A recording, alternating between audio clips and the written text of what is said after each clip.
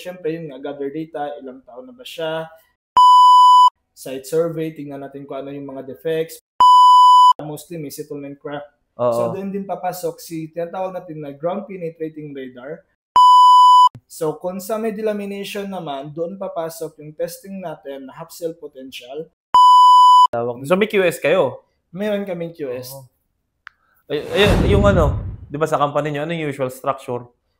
Usual structure, anong yung usual structure, organizational chart nyo. Organizational chart namin is from, syempre, yung may-ari, tapos sa baba ng may-ari yung project. Hindi, alisin na natin sir yung managerial. Okay. Yung ano, yung workforce na kailangan nyo sa isang ano. Actually, sa workforce kami, meron kaming tatlong division, tatlong department. Meron kami sa design, meron kami sa survey, which is kami. Tapos meron kami sa my commercial. So, tatlo lang kami. So, yun siya. Wala kaming labor, wala kaming technicians, purely engineers and architects lang siya. So, isang nag-identify ng mga anomaly, isang nagre-recommend ng structural repair na pwede mong ibigay, tsaka isang nag-flag down kung advisable pa ba yung repair o hindi na. Actually, magpo-fall doon is, halimbawa, na-survey namin yung isang structure, tapos, yun nga, ibibigay namin yung lahat ng data sa structural, sa design department para magkaroon ng strengthening. Tapos, yung yung department na yun, kung meron na silang strengthening details, babalik sa amin para i-add namin sa aming recommendations and conclusions kasi i-check nila kung fail itong mga members, di ba? Saka siya papasok doon naman. Kami kasi nagbibigay din kami ng take-off. Take-off. Kami din ang po-provide kasi kami yung nakakaalam ng kumbaga yung mga recommendations sa site So, po-provide kami ng draft take-off, saka namin ibibigay doon sa my commercial naman, sa mga QS. So, ganun yung kalakalan sa amin from us, then design, then balik sa amin, then QS. Okay, ayos na. Tapos may mga specialist contractor din yan na nagre-repair? Yes, kami din nagre-recommend ng specialist contractor na kung sino yung magre-repair. Ang ganda, no? Tapos na tayo, hindi, joke lang. Ang lupit. Uwi na tayo.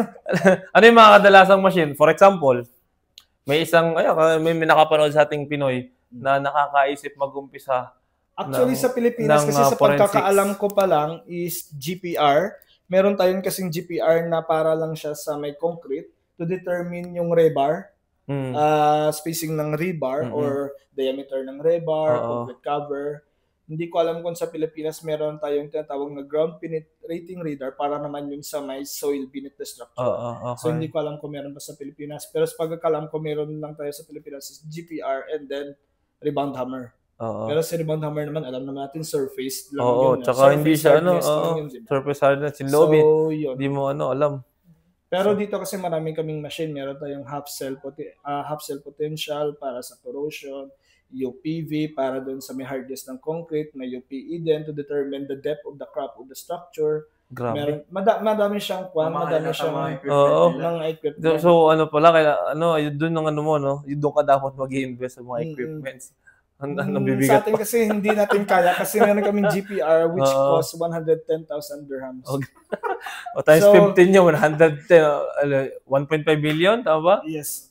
So, yun yung Grabe. I mean, kumaga mawala lang. Pero international yung boss mo, di ba? Yes. So kung meron mga mga structural engineer or mga structural issues sa Pilipinas, pwedeng Actually, planning na sana namin, parang gusto namin yung nag-collapse na bridge. Pero meron din kasi sa Iloilo na dalawang flyover na may settlement issues. Pero syempre, alam na natin, baka hindi din doon. Alam mo naman DPWH. So, hindi na lang pinatawalan.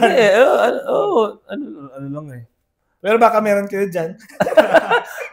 Baka naman. Kita tayo sa Pilipinas. Let's talk about business. Methodology ng injection, kami din nagbibigay, mga ganon. Anong mga structures yung kadalasang inaano mo, sir?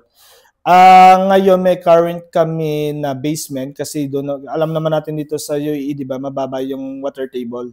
Tapos mostly na makikita natin na defects is yung salt deposit. Or efflorescence makikita natin sa mga basement. So yun usually yung problem dito sa mga basement. Other than that, may bridge, yun nga lang yung extend the life of the bridge. Meron din kami kasing parang software na ginagamit na doon namin i-input namin lahat ng data doon. Tapos i-generate niya kung ilang years pa pwedeng magtagal yung isang structure. Kumbaga parang siya yung kumbaga parang hindi naman siya masasabing pero parang na-estimate niya yung lifespan lifespan ng isang structure. Ano yun? Actually, hindi siya sa steel, sa concrete sa concrete lang siya. Sa concrete. Ayos. Steel wala. Anong pangalan ng yun? Software na yun? Secret. Baka malaman nila. Bulong ko na lang sa iyo, maya. Hindi, sabihin mo sa akin, ano ko na lang yun. Yan. Okay, sige.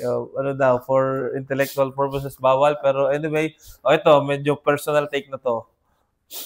Ano yung, sa tingin mo, pinakamahirap ng trabaho ng isang, anong tawag sa'yo? Kahit anong tawag. Sa field mo. Sa field mo. Okay. Siguro pinakamahirap is, ano ba yung pinakamahirap? Anong it means to say na pinakamahirap? Hindi, personally, ano yung, kung halimbawa, kung ako ay isang engineer na nakakaisip maging forensics engineer or surveyor na kagaya mo, hindi, sige, isang bagsakan na natin, ano yung pinakamahirap na trabaho? I mean, personally, sa scope of work mo, ano yung pinakamahirap?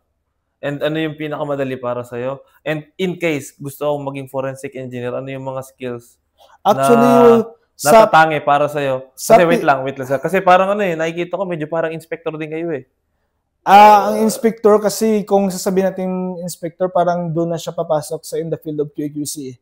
Oo. 'Di ba? Yung sa amin kasi is andyan na si structure. Okay, hindi mo wala nang pake kung may quality ka before or wala, pero meron ng defect. Kung sa amin kasi is forensic study na siya about the structure, bakit nagkaganito, bakit nagaganyan, kasi existing na siya. So parang yun yung sobrang kaiba niya sa inspector kasi, di ba? So siguro ang pinakamahirap lang is if yung kasama mo sa site is tamad. Other than that, siguro wala. Tapos yung preparing of report naman, hindi naman siya mahirap kasi pinagtutulungan din naman namin like dito sa bago naming sa naming project na meron kaming 857 pages na report na sa isang report sa isang project. So kung mag-isa ka lang gumawa, syempre mahirap 'yun. At saka yung mahirap siguro sa trabaho namin is yung tight deadline. But other than that sa site, parang hindi pa naman yung Siguro minsan, kung merong hindi mo alam, kung hindi ka knowledgeable kung bakit ganun yung defects, siguro minsan. Hindi, true experience naman, di ba? True experience. Pero kasi sa field kasi namin, every site, different yung iba-iba yung yung ma-encounter mo. May repeated naman, pero hindi siya yung iba yung extent, parehas. Iba yung parameters, iba yung structure. Katulad merong iba, yung pinakita ko sa nung nakaraan, hinahati niyo talaga yung slab. Di ba? Iba yun. So, parang hindi mo siya kaya kada punta mo, iba naman to, parang ganyan siya. So, meron din kami minsan, nag-investigate din kami ng nasunog na structure. Okay. So, chine-check namin kung pwede pa bang i-save ito. Let's say, pundasyon, pwede pa bang i-save. Yung slab niya, pwede pa bang i-save. Mga ganun din na So, kaya iba-iba din siya. Ayos, no? Yung mahirap lang siguro kung halimbawa, magkaroon ka ng tunnel, tapos wala sigurong hangin, yun siguro mahirap talaga. May mga proper PPE kayo, no? Tapos, na wala masyadong hangin na pumapasok. Grabe. Yung sa tingin mong skill, siguro sa skills kasi hindi naman ako hindi naman ako nag-direct na as ganun yung trabaho ko kasi pumasok ako sa infrastructure. Okay. Tapos second ko na trabaho is waterproofing cladding specialist. Then napasok ako sa may design department. Tapos pumasok ako dyan. So hindi ko naman masasabi na skill. Siguro ang makuan lang is yung pagbabasa. More on basa. Kasi kung dedicated ka naman na ganyan, syempre, research. So, syempre, research lang. Yun. Ganun lang naman kasi nung una kasi ako kwan lang research, nagtatanong o paano ba ganito, tapos i-research ko rin, take down notes. So kahit sino, basta Willing willing to learn, pwedeng maging forensics engineer. Yes, kasi meron kaming bago na Lionel. Shout out, Lionel. Ngayon, mas magaling pa siya sa akin gumawa ng report kasi siya, alam mo yung maid-id. Yung makwan siya. Oo. Hindi yung parang yung may bang maid-id sa English? Napakabusisi niya. Oo, okay. Yun. Ano siya, yung attention to detail niya sa paglalagay ng words. Grabe yung attention to detail niya compare sa akin. Kasi rush Oo. Sir, Lionel. Idol ko yan, bago yan sa amin, pero grabe yan sa attention to detail. Magpakita ka naman sa amin. Mas makwan pa yan sa amin, mas masipag pa yan sa amin. Oo. Ang ganda nung mga share sa atin ni Sir Rex, grabe. Parang gusto ko ito lumipat ng forensics. Parang mas walang toxic, no? Actually, at saka malaki yung bayad. Astig. Oo, grabe. Kasi may nakita ko sa Pilipinas na parang nag-post sa Philippine Global of Structural Engineers at nag-group yun na page. Tapos nag-comment siya doon na masyado bang mahal yung bayad sa yung siningil sa amin hindi ko alam kung anong product ng GPR yun. Na nag-comment yung may isang engineer yung nag-comment na property nila yan, so price nila yan. Okay. Which is parang 10 or 20 na scan ata, parang siningil sa kanila is around 100 to 200,000. Which is yung pag-scan lang na yun, it takes maybe maximum of 1 hour. Grabe na. Money. Ganun lang. Pero siyempre, monopolize walang ibang competitor ganun talaga. So pag manalo tayo sa loto, see you Philippines. Hindi ka naman nataya. Ang lupit doon, grabe. Kung gusto niyo maging forensics engineer, ayan, ito na, umpisahan niyo na, mag-apply na kayo kay Sir Rex, email niyo. Magpapatraining daw siya.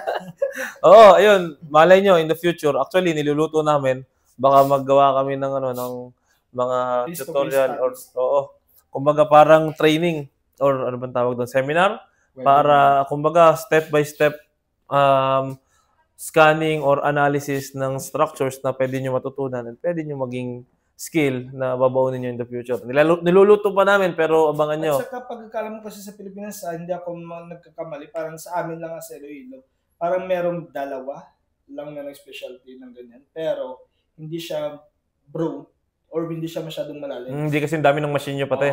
Kasi parang yung pagkalam ko lang sa Pilipinas is hammer sounding and then mag-rebound hammer lang sila. Parang yun palang pagkakaalam ko sa Pinas. Tsaka siguro or most likely ganun ang mangyayari kung ang mga anomaly is ganun ang kailangan.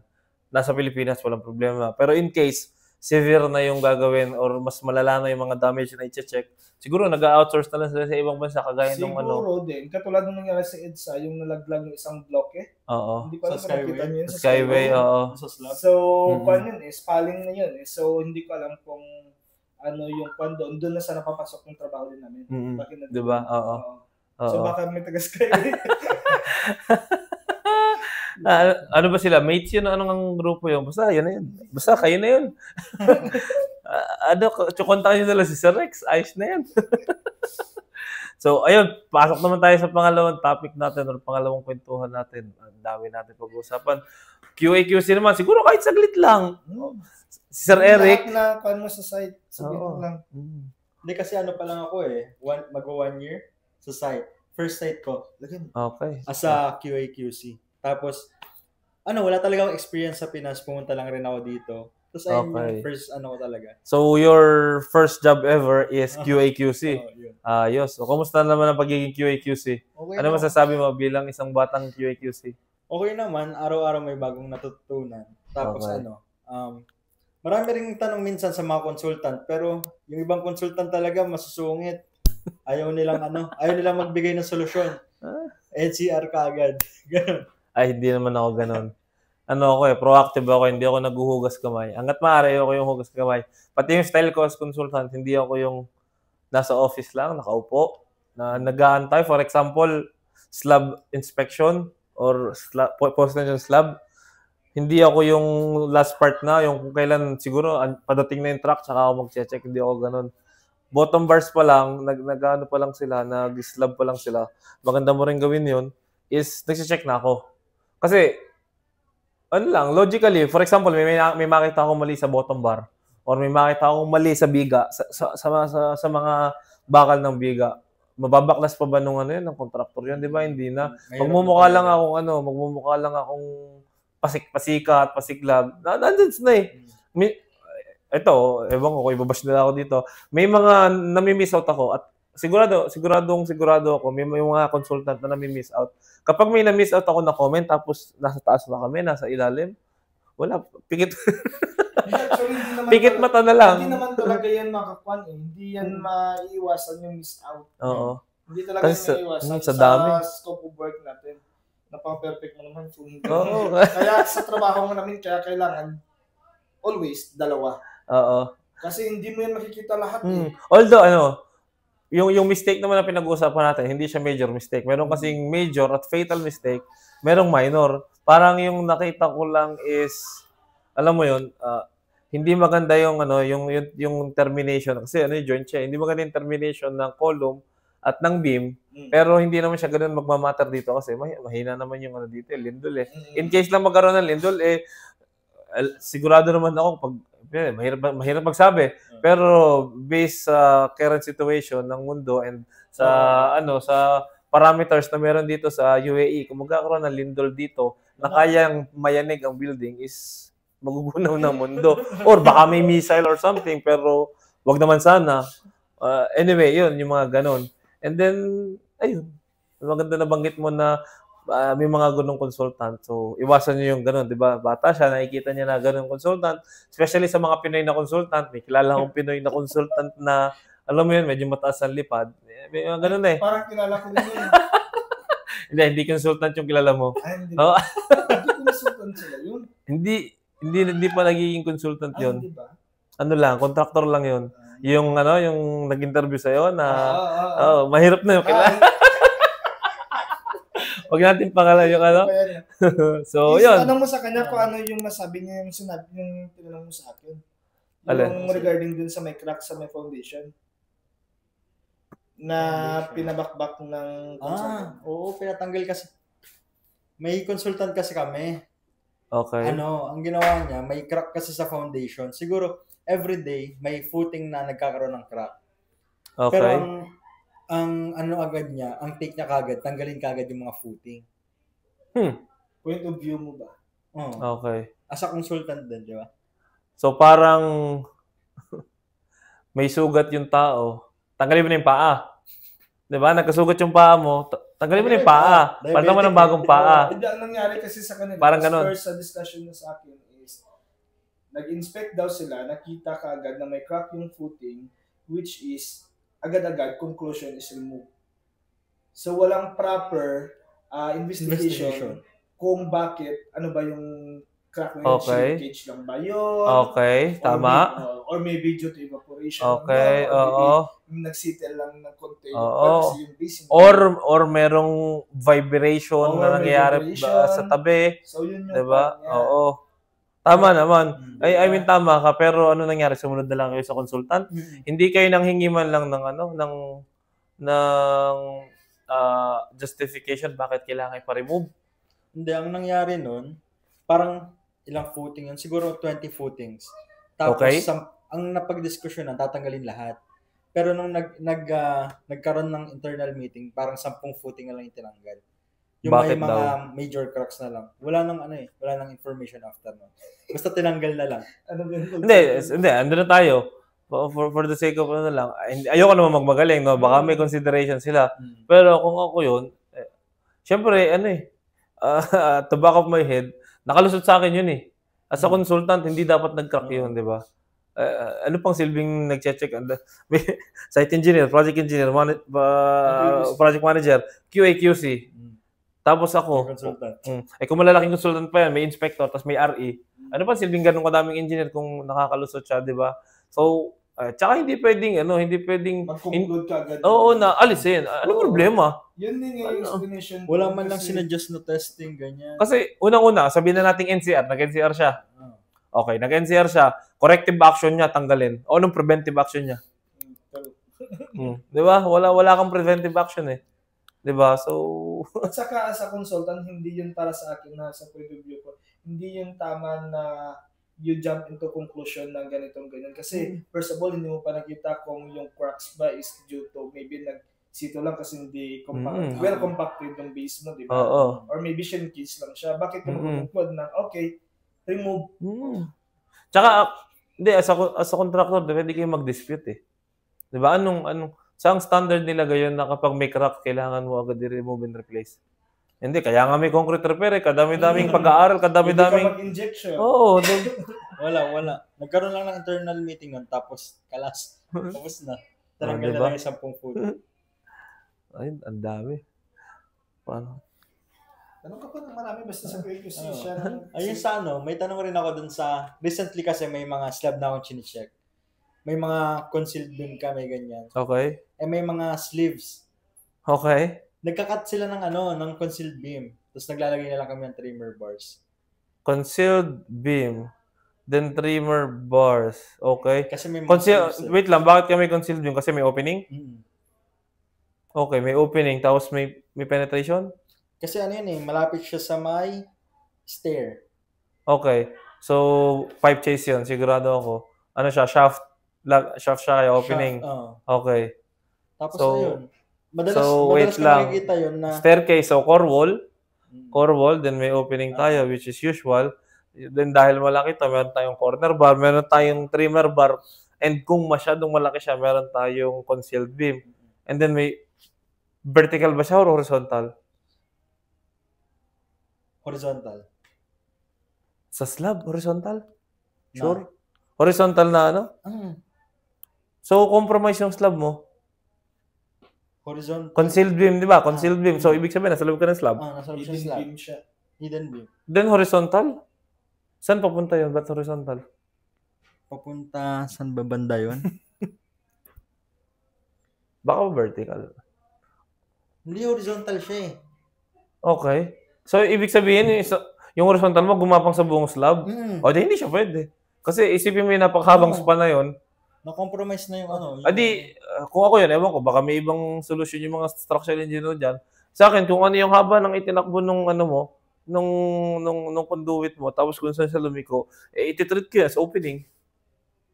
Kung yung extent ng haba niya, kasi ampaw yun eh, bahala na sa haba or sa kapal, basta yung isang habang yun, counted yun as opening para sa akin. Which is, nilagyan nila ng trimmer bar. May trimmer bar lang sa paligid ng opening. Kunyari, may concealed beam, tapos dito tinapyas na nila yung beam. Kasi may sleeves or may ibang opening dyan. Tapos maglalagay lang ng trimmer bar. Hindi, okay. Maglalagay tayo ng trimmer bar. Bitin pa rin eh. Pwede, yung trimmer bar, yung isang buong itinakbo nung pipe na nilagay mo. Diba? Ito yung beam, nag-penetrate, so putol na to. Ang idea or ang logic ng trimmer bar is kung ano yung pinutol mo, i-divert mo siya, kaya mo siya lalagyan ng ganito, tapos ng vertical, para bang ililipat mo pa ganun yung continuity. So kung ang discontinuity mo is mahaba, kasi sa loob ng slab, di ba? So dapat yung trimmer bar mo mahaba. Hindi lang sa round ng opening. Oo, i-drawing natin. Di ba, nagka-drawing yan na tayo. Pakita mo, hindi ko yan alam yung mga words na yan. Di ba, vertical eh. Kung ito yung opening, di ba? Meron tayong concealed beam. Tama? Okay, concealed beam. Meron tayong pipe na ganito? Pipe yan? Hindi, siya? Yung pipe. Vertical. Vertical. Ah! Pipe tatanong mo kanina. Oo. Kaya horizontal ang haba. So, vertical siya. So, circular dito mismo. Sa concealed beam siya papasok? Sa concealed beam Ba't siya ba nila pinadaan? Kaya nga tayo may opening eh. Ba't pa nila pinadaan dito? Hindi, usually kasi may dito. Kunyari, di ba, ito yung opening. Okay. Tapos, andito yung concealed beam. Medyo malayo siya sa opening din. Kasi ito yung madalas. Tapos dito, magkakat na sila kasi may sleeves ka rito. Tapos maglalagay lang silang trimmer bars sa paligid. Hindi, yun yung tanong ko. Ang purpose ng concealed beam is para sa opening. Hindi, may concealed beam siya pero malayo siya sa opening. May mga ganun. Oh? Hindi ko makita yung logic. Kasi May ganyan din kami, pero Kasi usually naka-drop beam yung malapit sa opening namin. Kasi kung meron kang concealed beam, tapos malayo, adi meron kang slab na cantilever, itong part na to, magiging ganun siya. Magiging cantilever na ngayon. cantilever. Next time ko lang tatanong. Saan ko yung drawing? Send mo sa akin drawing, tapos send ko sa i-share ko lang hiwalayin na ano. Hindi pa nila nire-reroute yung sleeves na, may sleeves na pala. Kasi kaya ka may concealed beam or meron kang trimmer bar para ma-compensate mo yung discontinuity sa slab na nagawa ng opening. So, yun. Ganun siya. Usually kasi yung beam sa site namin puro inverted beam. Tapos yung ngayon sa may bagong type ng villa, puro concealed beam naman yung nakalagay. Pero hindi naman siya para sa opening. Hindi, or baka dahil sa mga ano? Hindi kasi actually may dinesign din kami niyan na isang project na puro siya hidden beam. Wala kang makikita ang quad, puro siya. Alam ko na kung bakit siya naka-concealed beam. Baka siguro kasi nakaano kami. Hindi siya, ang tawag nito? May mga AC system talaga sa ilalim. Okay. Para sa height, para sa clear height. Okay. Para clear lang slab. Industrial type. Kumbaga yan, hindi nila afford mag-PT, itinago nila yung mga beam. Okay. Ayun. Okay. Ayos na yun. So, thank you. Kung may mga tanong kayo, may mga gusto kayong i-share na experience and tanong, mapa QA/QC man or mapa forensics, comment nyo dyan, then sasagutin namin yan sa comment. Tatanungin ko sila sa comment, di ba? Sa sagot. Tatanungin ko sila sa sagot and i-share ko sa inyo. So, yun lang. Thank you.